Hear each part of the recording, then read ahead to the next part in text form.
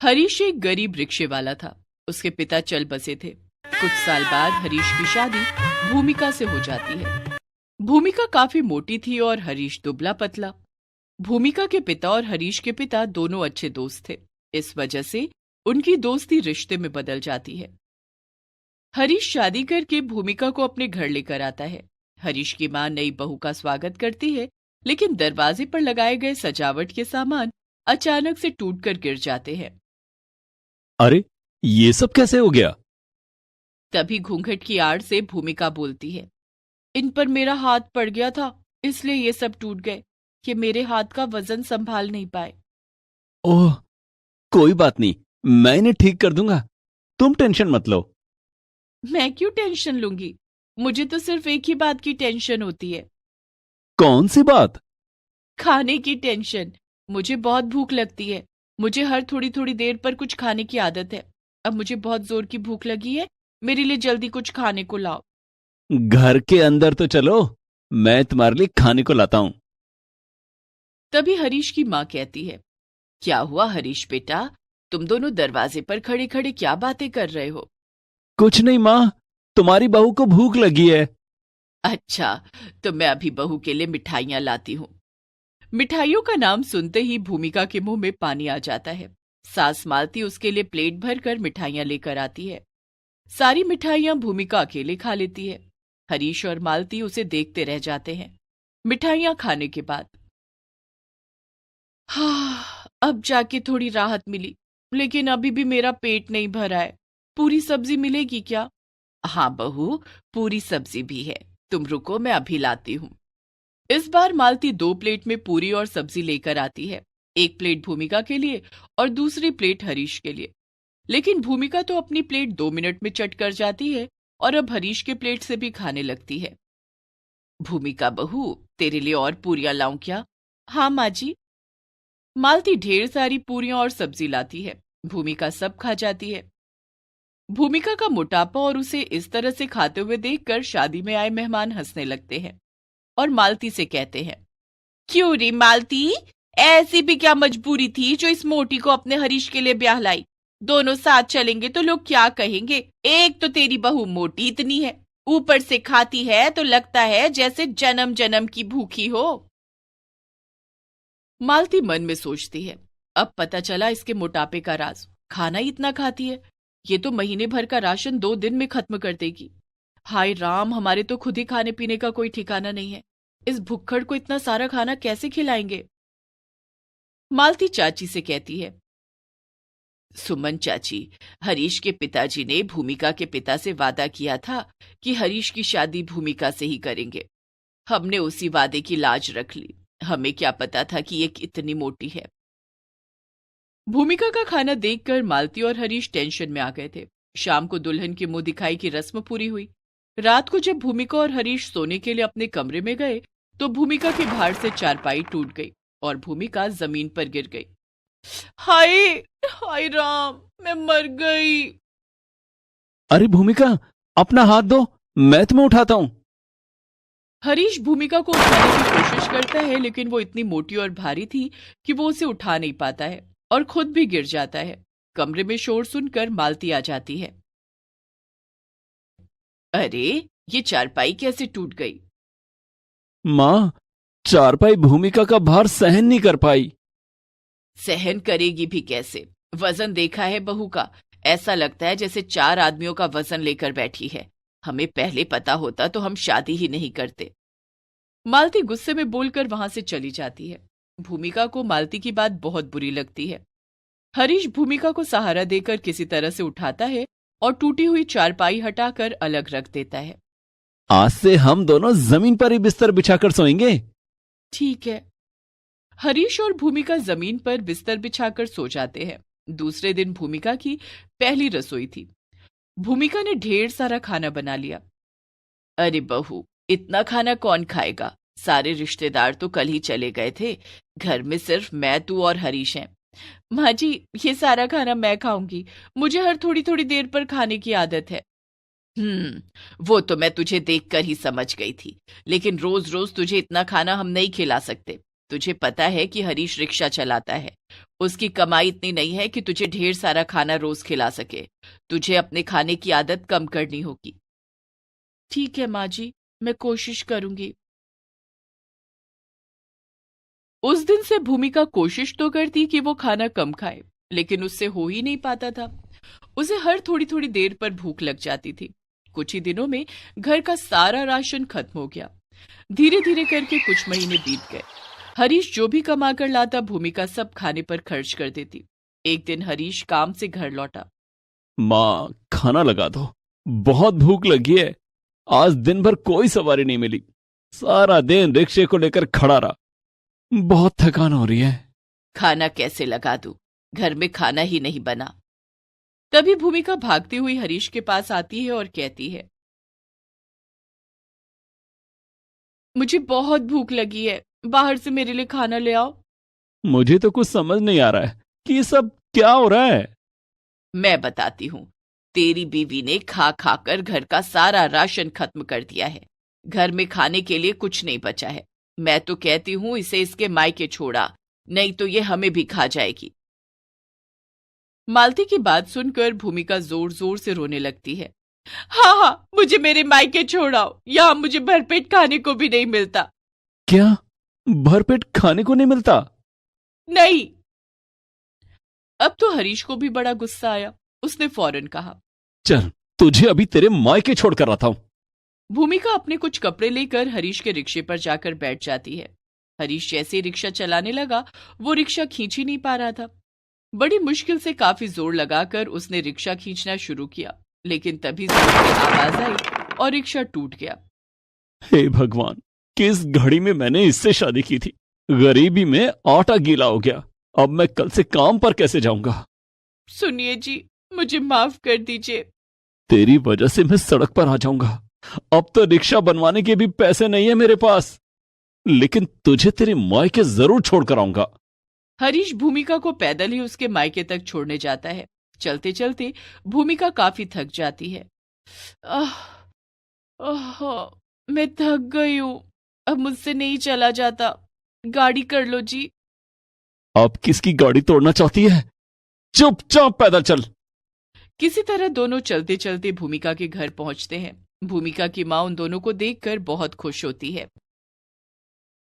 अरे भूमिका बेटी, अरे दामाद जी, आप दोनों इतनी रात में, आप दोनों पैदल क्यों आ रहे हैं? अपनी बेटी से पूछो। क्या हुआ भूमिका बेटी? भूमिका जोर जोर से रोती हुई कलावती के गले लग जाती है। माँ, माँ, मुझे वहां खाने को नहीं मिलता था। क्या क्या कहा? खाने को नहीं मिलता था? घर का सारा राशन खत्म करके कहती है कि खाने को नहीं मिलता था। अरे हमारे भूखों मरने की नौबत आ गई है। मेरा रिक्शा भी तोड़ दिया। अब मैं क्या करूंगा? क्या कमाऊंगा और क्या खाऊंगा? बेटी और दामाद को इस तरह से लड़ता हुआ देखकर कलावती सारा माजरा समझ जाती है। दामाद जी, आप परेशान मत होइए, पहले बैठिए, मैं आप दोनों के लिए खाना लगाती हूँ। कलावती बेटी दामाद को खाना खिलाती है और एक पोटली में मालती के लिए खाना बांधकर हरीश को विदा करती है। कलावती एक डॉक्टर के घर में काम करती थी। उसे एक उपाय सूझा। अगली सुबह, भूमिका बेटी, अच्छा किया जो तू यहाँ आ गई। क्यों, क्या हुआ माँ? मैं जहाँ पर काम करती हूँ ना, उनकी बेटी की देखभाल के लिए उन्हें किसी की जरूरत है। कल से तू मेरे साथ काम पर चलना। ठीक है माँ। भूमिका दूसरे दिन कलावती के साथ काम पर जाती है। वहां उसने देखा कि उसकी तरह ही एक बेहद मोटी लड़की है। माँ, काम क्या करना होगा? बेटी, ये पारुल है, मेरे मालिक की बेटी। इसकी शादी हो गई थी, लेकिन मोटापे के कारण इसके पति ने इसे छोड़ दिया, जिस कारण ये पागल हो गई है। इसे भी तेरी तरह बहुत खाने का शौक था। क्या? पति ने छोड़ दिया, पागल हो गई? हाँ, अभी तो इसका घर पर इलाज चल रहा है, लेकिन ठीक नहीं हुई तो इसे पागल खाने भेजना पड़ेगा। पारुल की हालत देखकर भूमिका अपने बारे में सोचकर डर जाती है। मेरे पति भी मेरे मोटापे के कारण मुझे मायके छोड़ गए हैं। कहीं उन्होंने भी मुझे हमेशा के लिए छोड़ दिया और मैं पागल हो गई तो? नहीं नहीं नहीं नहीं नहीं नहीं, मैं ऐसा नहीं होने दूंगी। उस दिन के बाद से भूमिका पारुल की देखभाल तो करने ही लगी, साथ ही उसने अपनी बार बार खाने की आदतों को कम कर लिया। वो रोज सुबह उठकर व्यायाम भी करने लगी। कुछ महीनों में भूमिका का मोटापा कुछ कम हो गया। माँ, अब मैं ससुराल जाना चाहती हूँ। हाँ बेटी, जरूर जा। भूमिका अपने कमाए हुए पैसे लेकर ससुराल पहुंची। हरीश और मालती ने जब देखा कि उसका मोटापा काफी कम हो गया था, वे काफी हैरान हुए। भूमिका, तुम? भूमिका ने हरीश के हाथ में पैसे देते हुए कहा, मुझे एहसास हो गया है कि मेरे ज्यादा खाने और मोटापे की वजह से हमारा कितना नुकसान हुआ है। अब मैं और पतली होकर दिखाऊंगी। इन पैसों से आप रिक्शा ठीक करवा लेना। रिक्शा तो मैंने ठीक करवा लिया। हरीश और मालती भूमिका को गले लगा लेते हैं और अब भूमिका अपना वजन और कम करने में जुट जाती है। बबीता बहुत गरीब लड़की थी।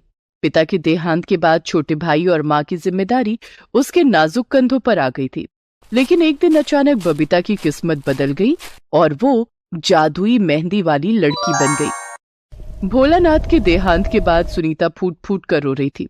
बबीता ने अपनी माँ को ढांढस बंधाते हुए कहा, मत रो माँ, पिताजी का जाना हम सब के लिए बहुत दुखद है, लेकिन अगर तुम ही इस तरह टूट जाओगी तो मेरे छोटे भाई धीरू का क्या होगा? वो अभी बहुत छोटा है, उसे कौन संभालेगा? बबीता बेटी, हमारे घर में एक तेरे पिता ही कमाने वाले थे, अब वो भी हमें छोड़कर चले गए। हमारे घर का खर्चा कैसे चलेगा? धीरू की पढ़ाई भी छूट गई। तुम चिंता मत करो माँ, मैं कोई ना कोई काम करके पैसे कमाऊंगी जिससे हमारा गुजारा चल जाएगा। मैं धीरू को भी पढ़ाऊंगी। बबीता लोगों के घरों में काम मांगने जाने लगी। एक घर में एक बूढ़ी औरत अकेली रहती थी। बबीता को उसके घर में काम मिल गया।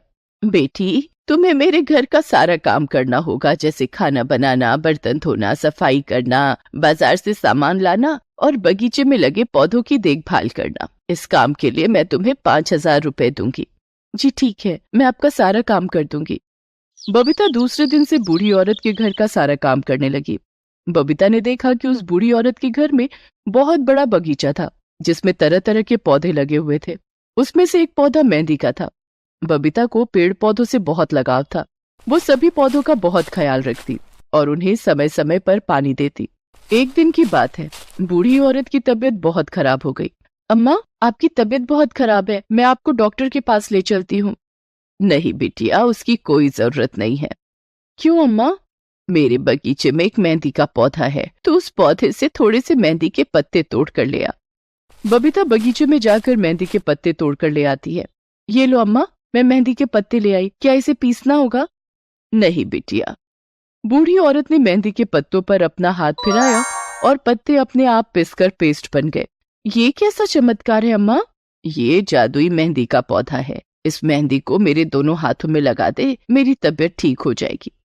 बबीता ने ऐसा ही किया। थोड़ी देर के बाद बूढ़ी औरत की तबीयत ठीक हो गई। अम्मा, ये मेहंदी का पौधा क्या कोई और जादू भी कर सकता है? हाँ, इस पौधे के पत्तों को पीसने की जरूरत नहीं पड़ती। इनके ऊपर हाथ फेरने से ही अपने आप पिस जाते हैं। उसके बाद ये मेहंदी जिस किसी बीमार औरत के हाथ में लगाई जाए, उसकी बीमारी ठीक हो जाती है। इस मेहंदी को ब्याता औरतों के हाथ पर लगाने से उनका सुहाग दीर्घायु हो जाता है और उनके पतियों पर आने वाली हर मुसीबत टल जाती है। अम्मा, ये तो चमत्कारी मेहंदी का पेड़ है। क्या मेहंदी का ये पौधा आप मुझे देंगी? आपके घर का सारा काम करने के बाद मेरे पास थोड़ा समय बच जाता है। उस समय मैं ये जादुई मेहंदी औरतों के हाथों में लगाऊंगी और थोड़े पैसे कमा लूंगी। मना मत करना अम्मा, मेरे घर में पैसों की बहुत तंगी है। मैं अपने छोटे भाई को पढ़ाना चाहती हूँ, लेकिन पैसे न होने के कारण उसे पढ़ा नहीं पा रही हूँ। ठीक है, मेहंदी का ये पौधा मेरे बगीचे में ही रहेगा, लेकिन तू इसके पत्ते तोड़ कर ले जाना। ये सुनकर बबीता बहुत खुश हो जाती है। काम खत्म करके जब वो घर जाने लगती है तो मेहंदी के पौधे से ढेर सारे पत्ते तोड़ कर ले जाती है। घर जाकर बबीता ने जैसे ही पत्तों पर हाथ फेरा, वे अपने आप पीसकर पेस्ट बन गए। बबीता मेहंदी के पेस्ट को एक कूप में भर लेती है और गली मोहल्ले में घूम घूम कर आवाज लगाने लगती है, मेहंदी लगवा लो, डिजाइनर मेहंदी लगवा लो, जादुई मेहंदी लगवा लो। रीना आओ, मीना आओ, चाची आओ, काकी आओ, जादुई मेहंदी लगवाओ। ए मेहंदी वाली। जी मैडम जी। तेरे मेहंदी में क्या जादू है? मैडम जी, जो औरत इस मेहंदी को अपने हाथों में लगवाएगी उसका सुहाग दीर्घायु होगा और उसके सुहाग पर आने वाली हर मुसीबत टल जाएगी। अच्छा, ऐसी बात है, चलो ट्राई करते हैं। जरा मेरे हाथों में मेहंदी लगाना। बबीता उस औरत के हाथों में मेहंदी लगाने लगती है। बबीता ने बहुत सुंदर डिजाइन बनाकर मेहंदी लगाई। अरे वाह, तूने तो बहुत सुंदर मेहंदी लगाई है। कितने पैसे हुए? 40 रुपए मैडम जी, 20 एक हाथ के और 20 दूसरे हाथ के। बस ठीक है, ये ले, तेरे 40 रुपए। और हाँ, तेरी मेहंदी में कोई जादू है या नहीं ये भी पता चल जाएगा। ठीक है मैडम जी, अच्छा अब मैं चलती हूँ। बबीता वहां से चली गई। तभी उस औरत का पति घर आ गया। अरे, आप इतनी जल्दी घर आ गए? आज ऑफिस से जल्दी छुट्टी हो गई क्या? ऑफिस की बिल्डिंग में आग लग गई है। आग बुझाने के लिए दमकल को बुलाना पड़ा। कई लोग अभी भी बिल्डिंग में फंसे हुए हैं। वो तो अच्छा हुआ कि ऑफिस पहुंचने से पहले किसी ने मुझे फोन करके सब बता दिया और मैं घर वापस आ गया। अच्छा, तभी उस औरत को बबीता की बात याद आई। मैडम जी, जो औरत इस मेहंदी को अपने हाथों में लगवाएगी उसका सुहाग दीर्घायु होगा और उसके सुहाग पर आने वाली हर मुसीबत टल जाएगी। उस मेहंदी वाली ने ठीक कहा था। ये मेहंदी सचमुच में जादुई है। मेरे सुहाग पर आने वाली मुसीबत पहले ही टल गई, वरना आज कुछ भी हो सकता था। अरे तुम क्या बड़बड़ा रही हो? औरत ने अपने पति को जादुई मेहंदी वाली बात बताई। अरे ये जादू वादू कुछ नहीं होता, ये सब बेकार की बातें हैं। लेकिन कुछ तो बात जरूर है। उधर बबीता मेहंदी लगाने के लिए आवाजें लगा रही थी। मेहंदी लगवा लो, डिजाइनर मेहंदी लगवा लो, जादुई मेहंदी लगवा लो। ए मेहंदी वाली, मेरे दोनों हाथों में मेहंदी लगा दे और पैसे मैं तब दूंगी जब तेरी मेहंदी अपना जादू दिखाएगी। ठीक है मैडम जी। बबीता उस औरत के दोनों हाथों में मेहंदी लगा देती है। मेहंदी लगाने के बाद, अच्छा मैडम जी, अब मैं चलती हूँ। मैं कल फिर आऊंगी अपने पैसे लेने। पैसे तो तब मिलेंगे ना जब तेरी मेहंदी अपना जादू दिखाएगी। मैडम जी, मेरी जादुई मेहंदी का जादू आपको जरूर दिख जाएगा। इतना कहकर बबीता वहां से आगे चली गई और मेहंदी लगाने के लिए आवाजें लगाने लगी। थोड़ी देर में उस औरत के पति का फोन आया। हेलो। हेलो सुजाता, आज मैं बाल बाल बच गया, नहीं तो मेरा एक्सीडेंट हो जाता। अरे लेकिन ये सब कैसे हुआ? मैं ऑफिस जा रहा था, तभी पीछे से एक तेज रफ्तार ट्रक आ रही थी। ट्रक मुझे धक्का मारने वाली थी कि किसी ने मेरा हाथ पकड़कर मुझे अपनी तरफ खींच लिया और मेरी जान बच गई। अच्छा, वो मेहंदी वाली ठीक ही कह रही थी, ये जादुई मेहंदी है। कौन मेहंदी वाली? औरत अपने पति को बबीता के बारे में सब कुछ बता देती है। इधर बबीता की जादुई मेहंदी अपना काम कर रही थी। बबीता दूसरे दिन भी जादुई मेहंदी लगाने के लिए गली मोहल्लों में निकली। मेहंदी लगवा लो, जादुई मेहंदी, बड़ी से बड़ी बीमारी ठीक कर देगी जादुई मेहंदी। तभी बबीता को उस औरत ने आवाज लगाया जिसने उसे मेहंदी लगाने के पैसे नहीं दिए थे। ए मेहंदी वाली। जी मैडम जी। ये ले तेरे पैसे, तूने सही कहा था तेरी मेहंदी जादुई है। कल तेरी जादुई मेहंदी के कारण मेरे पति की जान बच गई। मेरी तरफ से कुछ और पैसे रख ले। धन्यवाद मैडम जी। तभी मोहल्ले की और औरतें भी बबीता को मेहंदी लगाने के लिए बुलाने लगी। ए मेहंदी वाली, जरा इधर आना। जी मेम साहब, मेरी सास को पिछले 5 दिन से बुखार है, उनका बुखार नहीं उतर रहा। क्या तेरी मेहंदी से बड़ी बीमारी ठीक हो जाती है? जी मेम साहब, मैं अभी अम्मा जी के हाथों में मेहंदी लगा देती हूँ। बबीता ने उस औरत की सास के दोनों हाथों में मेहंदी लगा दी और कुछ ही देर के बाद उसका बुखार उतर गया। अरे वाह, तेरे हाथों में तो जादू है। ये ले, मेरी तरफ से 200 रुपए। डॉक्टर के पीछे हम इससे ज्यादा पैसे खर्च कर चुके हैं, लेकिन कोई आराम नहीं मिला। तेरी जादुई मेहंदी के कारण मेरी माँ जैसी सास की तबीयत ठीक हो गई है। धन्यवाद मैडम जी। अब पूरे शहर में बबीता और उसकी जादुई मेहंदी की चर्चा होने लगी थी। लोग उसे अपने घर बुलाकर मेहंदी लगवाते और उसे ज्यादा पैसे देते। इधर बबीता अपनी मालकिन के घर भी काम करती और बचे हुए समय में औरतों के हाथों में जादुई मेहंदी लगाती। औरतों ने उसे जादुई मेहंदी वाली लड़की के नाम से बुलाना शुरू कर दिया था। इसी तरह से धीरे धीरे दिन बीत रहे थे। जादुई मेहंदी के कारण बबीता की अच्छी कमाई होने लगी थी। उसने अपने छोटे भाई धीरू का नाम स्कूल में लिखवा दिया था। घर की आर्थिक हालत भी सुधरने लगी थी। तभी एक दिन अचानक बबीता की मालकिन का देहांत हो गया। माँ, मालकिन तो रही नहीं, अब मैं कहाँ काम करूंगी? सिर्फ मेहंदी लगाकर तो गुजारा नहीं हो सकेगा, मुझे फिर से दूसरों के घरों में काम मांगने जाना पड़ेगा। बबीता बेटी, अब तुझे किसी के घर पर काम करने की क्या जरूरत है? मालकिन के घर से वो जादुई मेहंदी का पौधा हमारे घर ले आ और यहीं लगा दे। मेरी मान तो तू अब सारा ध्यान मेहंदी लगाने के काम पर लगा। ठीक है माँ। बबीता ऐसा ही करती है। वो अपनी मालकिन के घर से जादुई मेहंदी का पौधा अपने घर ले आती है और अब फुल टाइम मेहंदी लगाने का काम करने लगती है। उसकी जादुई मेहंदी के कारण दूर दूर से औरतें उससे मेहंदी लगवाने आती। धीरे धीरे बबीता का मेहंदी लगाने का काम बहुत अच्छा चल पड़ा और उसकी अच्छी कमाई होने लगी। बबीता ने कुछ पैसे इकट्ठे करके एक मेहंदी पार्लर खोल लिया। अब शहर की बड़ी बड़ी शादियों में उसे दुल्हन को मेहंदी लगाने के लिए बुलाया जाने लगा। फोन पर, बबीता, कल मेरी बेटी की शादी है। मैं चाहती हूँ कि तुम उसके हाथों में जादुई मेहंदी लगा दो, जिससे उसका सुहाग दीर्घायु हो और सुरक्षित रहे। मैं तुम्हें पैसों में तोल दूंगी।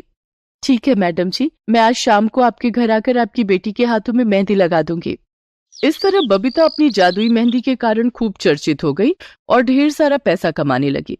अब बबीता ने अपने और अपने परिवार के लिए एक बड़ा सा घर खरीद लिया और धीरू का एडमिशन शहर के सबसे बड़े स्कूल में करवा दिया। बेटी, धन्य है वो बूढ़ी अम्मा जिनके कारण तुझे जादुई मेहंदी का पौधा मिला और हमारी गरीबी दूर हो गई। हाँ माँ, आज मैं जो कुछ भी हूँ उनकी वजह से ही हूँ। Please subscribe this channel.